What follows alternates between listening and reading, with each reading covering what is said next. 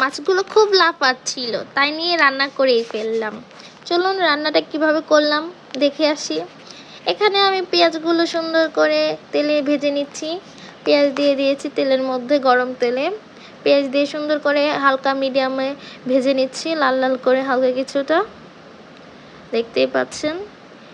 এরপর এখানে আমি ভালো করে দেখতে পাচ্ছেন সুন্দর করে নেড়ে চেড়ে নিয়েছি এটাকে। এর মধ্যে আমি সুন্দর করে দিয়ে দেব হলুদ গুঁড়ো 1 চামচ, 2 চামচ দিয়ে দেব হচ্ছে রাঁধুনি মরিচের গুঁড়া দিয়ে দেব।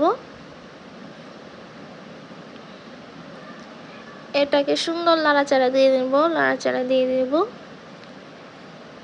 সুন্দর করে। দেখুন মিক্স করে নিচ্ছি, পেঁয়াজটাকে লাল লাল করে নিয়েছি। আমি একটু ঝাল পছন্দ করি, যে যেমন ঝাল খান তেমনই দেবেন। এরপর এখানে আদা বাটা দিয়ে দেব 2 চামচ ছোট। এখানে কিন্তু আমার চামচটা কিন্তু খুব ছোট, আপনারা দেখতে পাচ্ছেন। এখানে 2 চামচ আদা বাটা দিয়ে দিয়েছি, আদা রসুন বাটা। এটাকে সুন্দর করে নাড়াচাড়া দিয়ে নেব, নাড়াচাড়া দিয়ে নেব।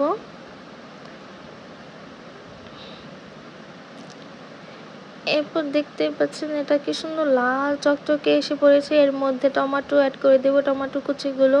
টমেটো আমি কেটে নিয়েছিলাম কিছুটা। এটাকে আবার মিক্স করে নেব সুন্দর করে ওই মশলাটার সাথে। ভালো করে মিক্স করার পর এখানে আমি কিছুটা পানি দিয়ে দেব কষানোর জন্য জিনিসটা ভালো করে। অল্প কিছুটা পানি দিয়ে এটাকে সুন্দর করে কষাবো।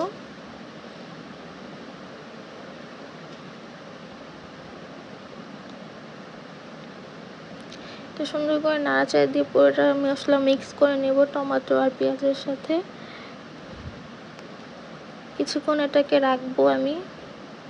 দেখতেই পাচ্ছেন ফুটে এসেছে আমার পানিটা কিছুটা। এটাকে আরও কিছুক্ষণ রেখে আর একটু শুকাবো। এখানে আমার পানিটা শুকিয়ে এসেছে, রেখেছিলাম। এরপর এখানে আলুগুলো দিয়ে দেবো।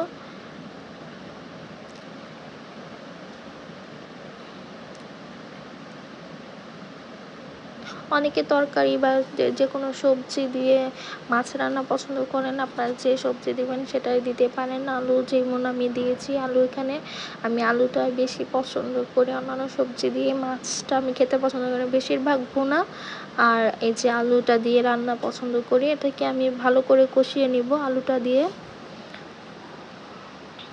এরপর এখানে লবণ দিয়ে দেব স্বাদ অনুযায়ী।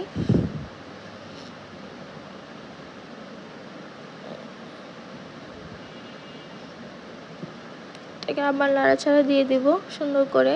মশলাটাকে ভালো করে আলুটার ভিতরে মশলাটাকে ঢুকতে দেব। এটাকে আবার কিছুক্ষণের জন্য রেখে দেব কষানোর জন্য আলুর সাথে।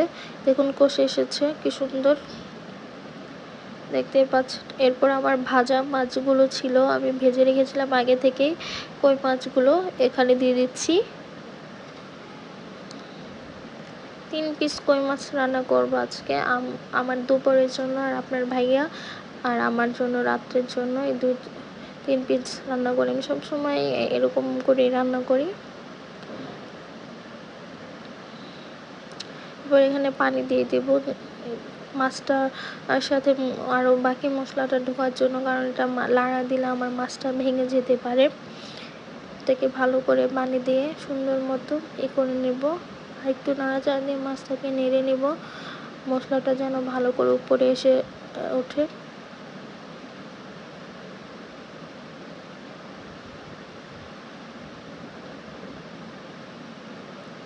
এরপর এটাকে সুন্দর মতো ঢাকনা দিয়ে ঢেকে দেব। চুলার আঁচ বাড়িয়ে দেবো। দেখতেই পাচ্ছেন চুলার আঁচ বাড়িয়ে দিয়েছি। কি সুন্দর ফুটে এসেছে তরকারিটা আমার। ঝোলটাও শুকিয়ে আসতেছে, আস্তে আস্তে মাছের ভেতরে সব মশলাটা ঢুকেছে। আরও কিছুক্ষণ রেখে এটাকে আমি, দেখতেই পাচ্ছেন সুন্দর করে মাছটা কি সুন্দর দেখাচ্ছে। তরকারিটা রান্না করেছি। এখানে আমি জিরার গুঁড়ো অ্যাড করে দেব,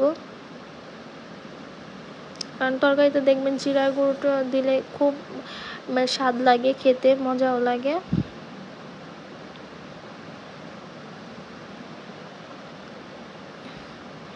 এরপর দেখুন জিরা গুঁড়ো দেওয়ার পর আরও কিছুক্ষণ চুলায় রেখে এটাকে আমি সুন্দর মতো নিভিয়ে দিব চুলাটা। আমার তরকারিটা হয়ে গেছে শেষ। আল্লাহ হাফেজ।